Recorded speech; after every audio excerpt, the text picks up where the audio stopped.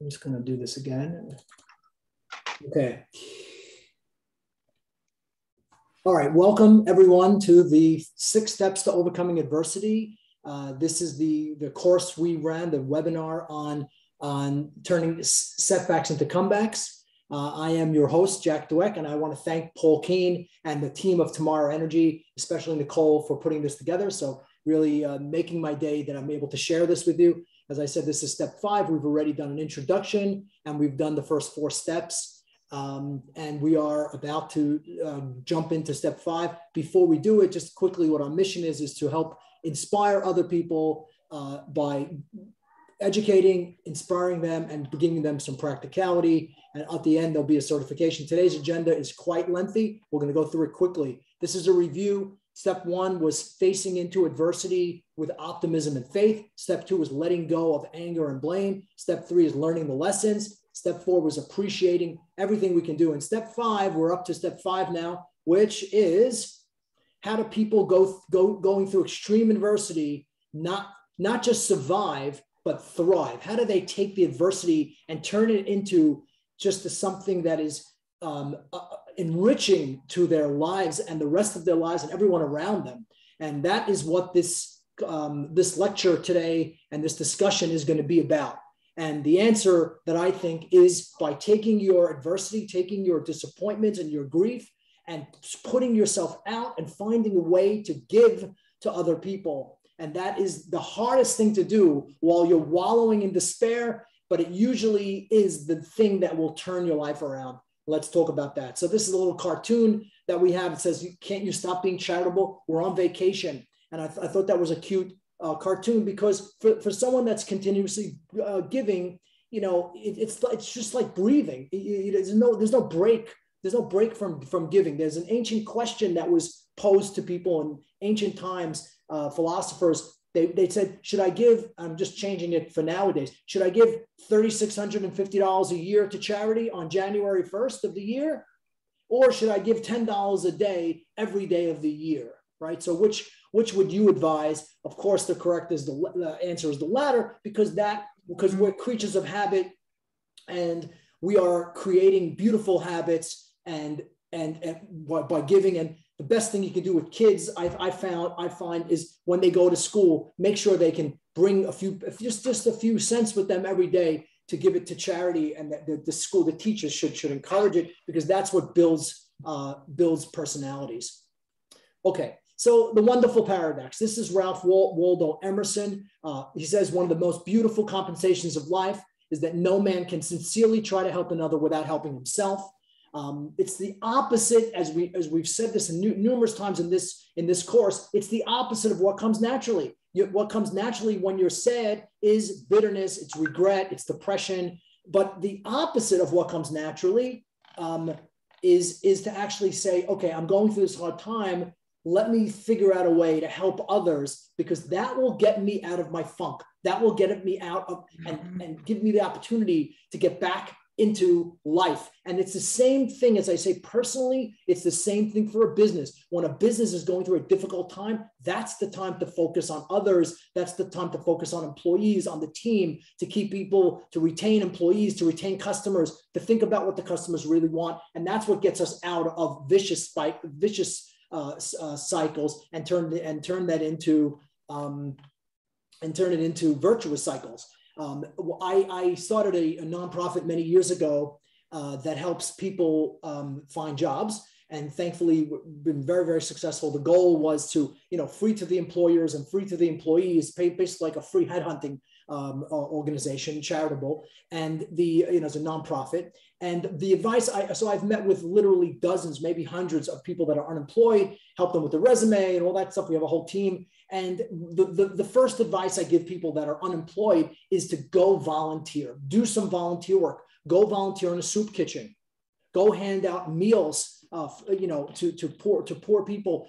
And when that happens, good things happen. There was just a quick story about a young man who came to me for a job, and I didn't have a job for him. And I was trying to help him with his resume, and he really needed to be an intern. And his name was Roy. And basically what he said, when he came back to me a few weeks later, he says, I have a great idea. There seems to be a hole in the community when it comes to finding internships for kids and for young, for college kids and post-college even. So what he decided to do was start a new organization to help interns find jobs for summers. And that's what he decided to do. He was unemployed. He was going out steady with someone and he wanted to get married. But he said, let me try to do this. And what ended up happening was, you probably guessed the end of the story, right? What ended up happening was one of the organizations that he contacted to find interns really took an interest in Roy, and Roy ended up with a fantastic position, a career, and the rest is history. Just by trying to help others, he helped himself. He didn't mean to do it, but that's what it worked. This is a continuation. I call it now the magnificent paradox. If you think about what the responses were in New York City, where I live, to 9/11. I remember the day of 9/11 very clearly, like it was yesterday. I remember walking home from the city. I had an office in the Empire State Building, and I heard that planes hit the Twin Towers, and there was a plane headed for us. So we actually walked home from 9/11 with past all the grief and everything. But the responses that we saw in New York City to 9/11 were some of them were incredibly, amazingly beautiful and kind. And I believe that people have something called altruism born of suffering. People are going through a rough time, and all of a sudden their lives change, and they start doing things that maybe they never would have thought of doing before. And we saw the same thing with Hurricane Katrina. And we know from scientifically that altruism is directly correlated to good health. There's all kinds of statistics about that. And as I mentioned before, businesses that refocus on their mission when they're going through rough times and put other people first, usually the ones that survive and thrive, actually, and take the adversity they're having and turn it into a positive. So when we focus on giving, it helps us turn our adversity around. Okay. Recently, with the COVID pandemic in 2020, 2021, there were various responses to the pandemic. There were some companies like Adidas, for example. I call it, do we step up or do we step away? Adidas decided they're not going to pay rent on any of their stores they have in malls. That would just destroy the mall owners. At the end of the day, they ended up paying the rent, but their initial reaction was step away. All right, Medtronic was an Israeli company that created ventilators. They actually opened up their patent and sent it around the world and told people, copy us. We need ventilators. We want to save lives. That's called stepping up. So basically, you have to ask yourself the question, and I had to ask myself the question, what kind of person am I? What kind of citizen am I? When things go wrong in my community or my family or in the greater city of the world, what do I do about it? Do I stick my, focus on myself, or I focus out? And that's what this is about. What kind of business do we run?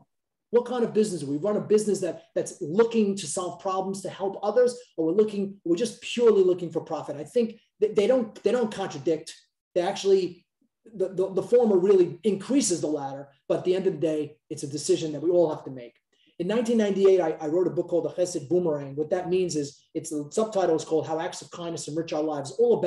It's all about doing acts of kindness and how acts of kindness actually enrich the lives of the giver more than the receiver. And in this picture, it's hard to see, but this is my grandmother, Virginia Sultan. I spoke about her a couple of times before. She passed away in 2020 at the ripe young age of 104 on her birthday. And this is my assistant at the time, Robin, helping her across the street. This is like a joke because my grandmother could have picked up Robin with one hand and carried her across the street. That's how strong she was. But anyway, this is a book I wrote a long time ago. It's available on Amazon. A story that I put in the beginning of this book is a true story that I read, but it's a strange thing. It's a true story, but it's also a metaphor. So what is this story? There was a mountain climber who was going across freezing mountains, fierce winds, and he couldn't feel his fingers or his toes. And as the night came, he struggled to find a way to stay away from sleep, because he knew if he fell asleep, that would be the end of him. So he just decided at some point he's had it. He lay down in the snow, ready to die. He couldn't feel his limbs. And then right underneath him, he felt something underneath, like a couple of feet away from where he was sitting. It was like a little mound of snow. And he dug it up a little bit. And lo and behold, there was another mountain climber who had been in front of him, who actually did give up, and he was right in front of him. So he spent the entire night rubbing the other mountain climber, getting him back to life, smacking his face, helping him, making a little fire, saving the man's life. And of course, the metaphor is saving one man's life. You're saving someone else's life. But of course, the mountain climber was saving his own life. Okay. Oh, sorry, I went too fast there. Okay. As another good example of this, 1966, on May 3rd, 1980, a young teenage girl named Carrie Leitner died from a car accident from a drunk driver. What was her mother, Candy Leitner's, response to the death of her child? And the answer is MADD, Mothers Against Drunk Driving. Candy Leitner built this organization. Now it became basically a gigantic international successful because bringing this idea of drinking and driving out to light. God knows how many thousands of lives Candy has saved. Obviously, losing a child is the worst type of suffering anyone can go through. How we respond to it and what we make of our lives is what it's all about. Alcoholics Anonymous is another good example of two alcoholics, Bill Wilson, Bob Smith, who founded Alcoholics Anonymous in the 30s by basically saying, we have a problem, we need to help others with our problem. And that's really the theme of everything we're doing here. The Amy Van Dyken Foundation, you can look this up. Amy had severe asthma, and then she was an athlete. On June 6, 2014, she severed her spinal cord in an accident and she was paralyzed from the waist down.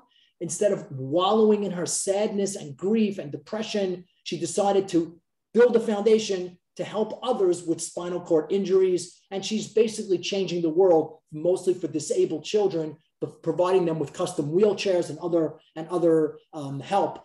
Again, taking her problem and making it, saying, there's no solution here. Let me try to find a solution for others. Another example is Compassionate Friends. This was founded in the 60s by, again, people that went through grief. It started out with one grieving mother who sent flowers to another, and one thing led to another, and you ended up with this magnificent organization helping parents deal with tragedy. Gun violence. This is very appropriate for nowadays. Sadly, the Gun Violence Survivors Foundation. Chris Hayes. He basically transformed his own grief by losing his friend to gun violence into an organization helping others. So what is the antidote? What is the absolute antidote to depression? And this is, psychologists, psychiatrists will tell you this, the surefire way to overcome depression and adversity and anxiety. There's one way to do it, and that is find a way to focus on giving, put myself out. It's very difficult to do, but it's what we have to do. In 2013, I lost my mom. She wasn't sick at all. She was actually very, very athletic and swimming every day and doing. She was a life master in bridge, and there was a very big shock to me when I took her to the hospital. All of a sudden, and within 2 hours, she was gone. And I decided right at that moment that I was going to try to rededicate my life to helping others in her memory. I increased my volunteer work to charities. I joined a couple of boards. I volunteered to ride an 175-mile bike-a-thon to benefit terminally ill children. I did a bunch of things in my parents' memory, giving me a little more, what we would just say, a little more comfort that her life wasn't meaningless, and that her death could actually help enrich the lives of others in some way, some small way that I can be involved in that. This is just a story. This is a story about a friend of mine. I'll tell you this. Just a little interesting story. His name is Ezra Ashkenazi. Ezra Ashkenazi, he was one of the guys running a company called Sound Design. It was a kind of a famous public company at one point, electronics company. In the 90s, they almost went out of business. They basically were at the verge of bankruptcy. They owed the bank $50 million. And if in the early 90s, that was a gigantic amount of money. And basically, he told me the story about how he followed this exact 6 steps. He didn't say this, he didn't know at the time that this is what he was doing, but that's exactly what he did to rebuild his life and his business. He went through each one of these with me. I'm not going to go through in so much detail, but it's just going to tell you a strange story about what happened to him. You know, at the time that he was going through a rough time, he was a little depressed. He said he found out that there were Jewish people in Syria that were being abused, and their lives were in all kinds of, they lived in terror from I think it was Assad, and they really were in danger. So he started a nonprofit to try to rescue these people out of Syria because they were living in life-threatening conditions. And that's what he did. He started this organization. He took all his life savings, whatever he had left, and he helped build it. And long story short, he built a team, and they got 4,500 Jews out of Syria. It was just an amazing thing. Years later, he told me the story that his father had a massive stroke on Christmas Day.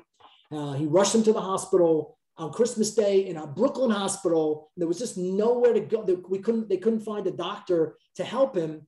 He says, I ran frantically through the halls of the hospital, trying to find a doctor. And time was the enemy. The hospital was short-staffed because of the holiday. And luckily, he finds an intern.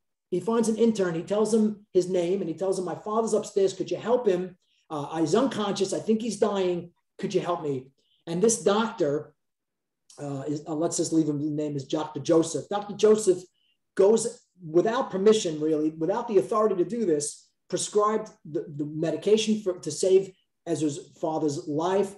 Now, about a couple of weeks later, Ezra went to meet this doctor and just thanked him for saving his father's life. His father lived another 14 years after this. And he said to him, you know, what made you act so courageously? And he answered, he said, listen, I actually know who you are. You have to understand, in a few years ago, you were the founder of the organization that rescued me and my family and my children out of Syria. So you actually saved my life. And then when I found out that your father was ill, I decided to take personal risk and help him survive. So that was just an amazing story about how kindness can boomerang in a positive way back to the giver. Okay, Milton Hershey is another amazing story. I'll just give you bits and pieces of his life. At 10 years old, his father walked out of his home, never to return. And Milton, at 10 years old, had to start to fend for himself. He had to drop out of school very, very soon after that, went to work for a candy maker in Lancaster, Pennsylvania. At 17 years old, he borrowed $150 from his aunt to set up a candy store. At 22, he gave up. He went out of business. 23 years old, he started a caramel business, first in Chicago and then New York City. In both cases, he failed miserably. Finally, at 36 years old, he started something called the Lancaster Caramel Company. And that became successful, as everybody would know. At 53 years old, he sold the company and he started something called the Hershey Chocolate Company, of course, building one of the greatest candy making facilities in the world. But what most people don't know about Milton Hershey is the kind of person he was. He learned the hard way that the most meaningful and the most effective way to overcome adversity is to become a giver. And that's actually what he did. In this small town called Hershey, Pennsylvania, he built schools, parks, churches, recreational facilities, housing, and a trolley system for his employees, you name it. He was madly in love with his wife, Catherine. They were unable to have children. So what did he do? He says, if we're unable to have children, we could help orphan children. So he started an orphanage. He started the Hershey School, taking in 4 orphans. And today there's over 2,000 students in this school every year. 6 years later, his wife tragically died. He was terribly depressed. So right at that moment, he decided to transfer all his assets, including his companies and everything he had, into a nonprofit called the Milton Hershey School. And that was his reaction to his sadness. That Milton Hershey Foundation became unbelievably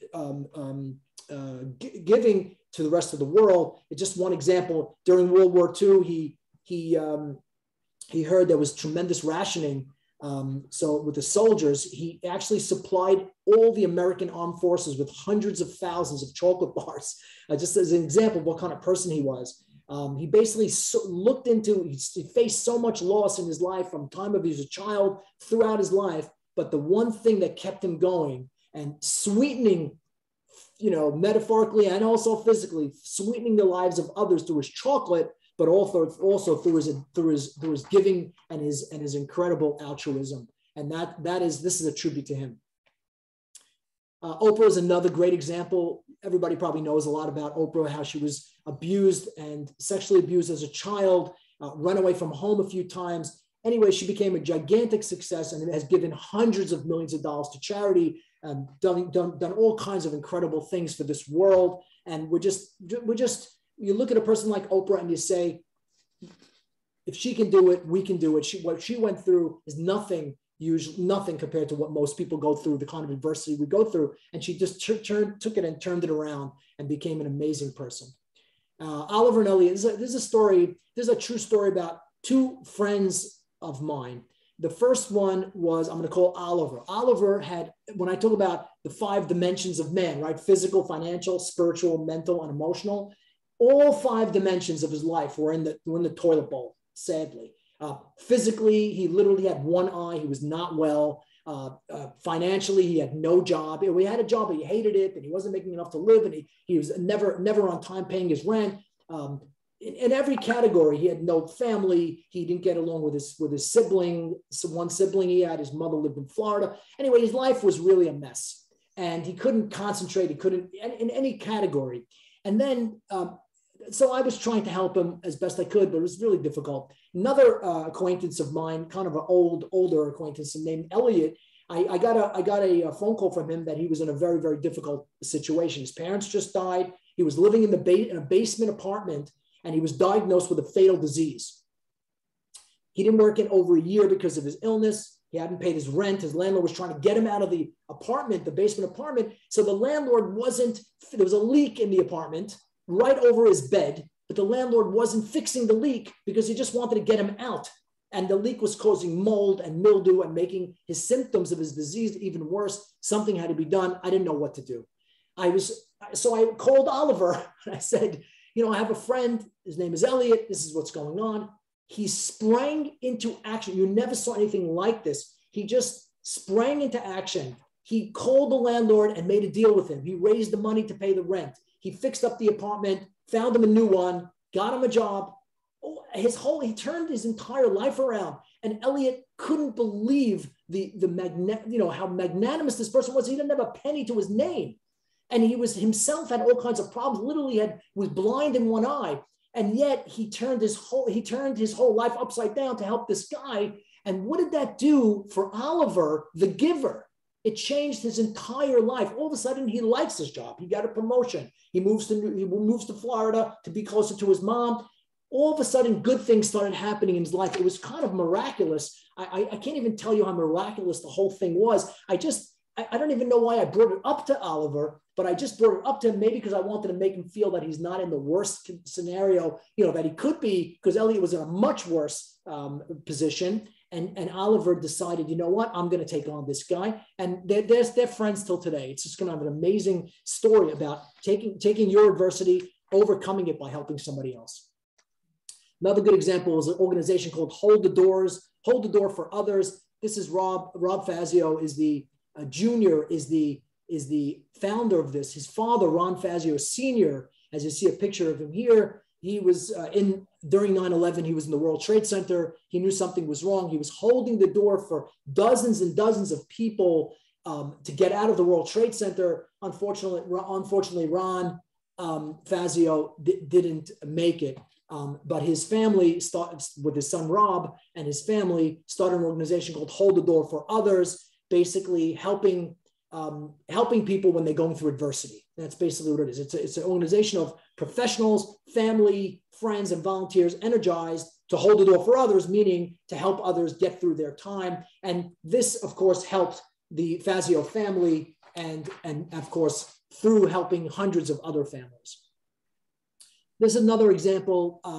These are actually people that Dr. David and Nava Applebaum are father and daughter. The eve of her wedding, she was in a place called Cafe Hillel in Jerusalem in Israel, and it was blown to bits. This is in 2003. This is a picture of what it looked like after the bombing, and they both died that night.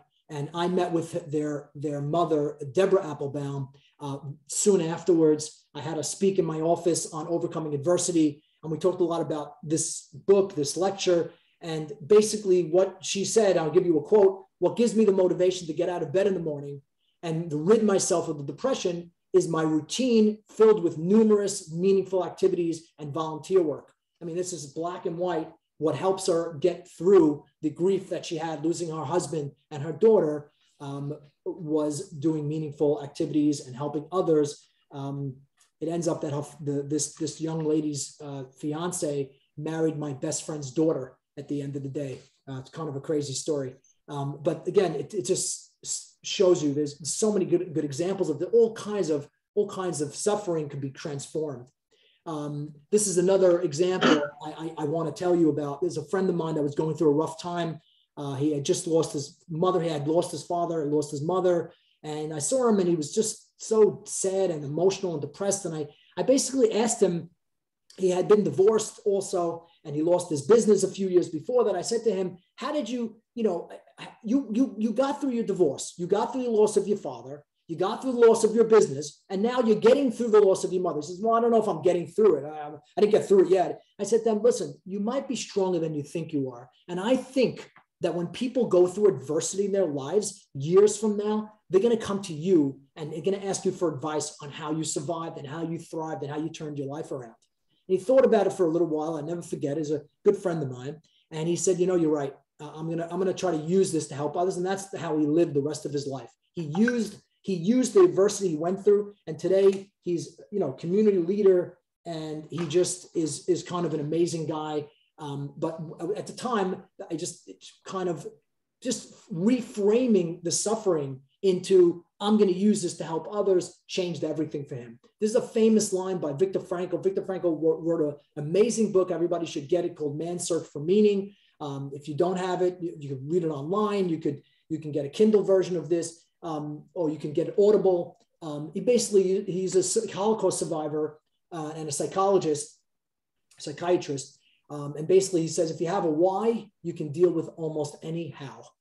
Basically, the idea is that if you have meaning, he formed a theory called logotherapy, which is the philosophy of having meaning and putting meaning into things. It works personally, it works for families, for teams, for organizations, and of course, for businesses.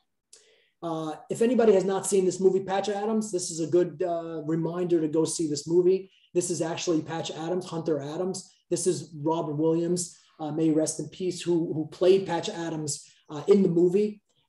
Patch Adams is a great story about a doctor who turned his life around. He had a tremendous adversity, turned his own life around, and built an organization called the Gesundheit Institute, which basically ran as a free community hospital. And he basically is not just about one hospital, but his whole life he dedicated to helping others and putting in humor and play with 40 years of his life to changing America's healthcare system for the better. It's just an amazing story. It just fits perfectly into what we're talking about today.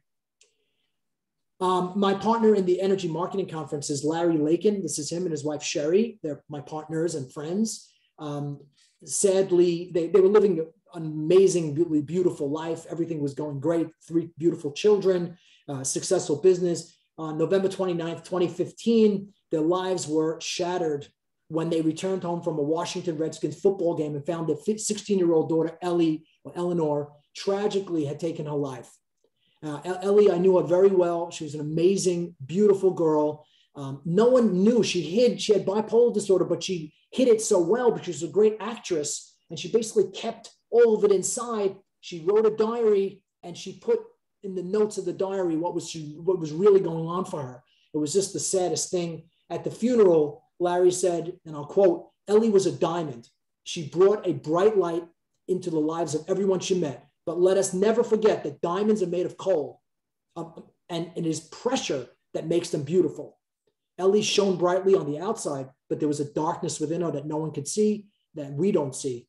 Her life was full of friends, of family experiences, and she knew it, but the darkness within her was overwhelming. So how did the Lakins respond to the loss of their daughter? Exactly the way you'd think they would respond. They accepted it. They didn't blame each other or anyone else. They learned about teen suicide, which is the leading cause of death for people aged 10 to 24. It's more lethal than cancer, than heart disease, than AIDS, than birth defects, than stroke, pneumonia, influenza, lung disease, you name it. Suicide is the worst and the worst thing anybody could have. And of course, they learned as much as they could, and then they decided to appreciate the skills and the two healthy children that they still had, and they decided to take action. And the action they took was they started an organization called Ellie's Bus, and basically go around to churches, to synagogues, to temples, to community centers and schools, and talk about teen mental health, and God knows how many hundreds, maybe thousands of lives they've saved with their talks and their volunteer work that they've done for the communities. And if you ask Larry and Sherry about this process, they would say the exact same thing, which is. We hope so, right? Well, I hope so. Oh, hey, Ernie. Okay. Good morning. Sorry. Okay. We'll be done in just a few minutes. So basically, they not only saved other people's lives, but paradoxically, they saved their own lives and made their lives more meaningful and productive. I'll just give you one more example. Yes, this guy in the hospital bed is me. That is true. It's a true story. Basically, I'll just give you the long story short. In 2013, when my business was a crisis, was winding down, I wanted to do something special to express my thanks. So what I decided to do was I called this organization called Renewal, who basically make matches between organ donors and people that need organs. They set me up with a man who was 55 years old on dialysis, and for 2 years, losing hope of ever finding a donor. His life was at risk. And I donated one of my kidneys to that stranger. I never met him. I still never met him. And I'm sure that helped him, but I can't even tell you how much it helped me, because I felt like I did something really great. And this organization, Renewal, has now done over 800 matches and it saved 800 lives. And it all came from the adversity of one man. This is some personal experience of myself. These are some of the businesses that I run. Every one of them has a story. I can't go through them now, but every one of them has a story about how it was an adversity clicker. That's really what happened.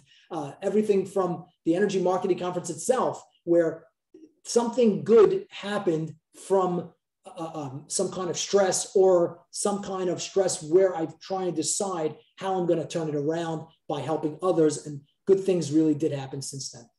And then I have a whole bunch of exercises, random acts of kindness for step 5. I have a whole bunch of these. I'll send this around to everybody, but basically anything you do, any random act of kindness that you do for anybody, especially when you're going through a difficult time, would be not only help another person, but life-changing for you as well. And basically, that's the summary of step 5. Basically, paradoxically, to fully overcome our adversity, we have to find a way to give. We have to find a way to put ourselves out and focus outside of ourselves. And performing these acts of kindness not only helps others, but enriches our own lives and helps us overcome adversity. So thank you so much for your kind attention.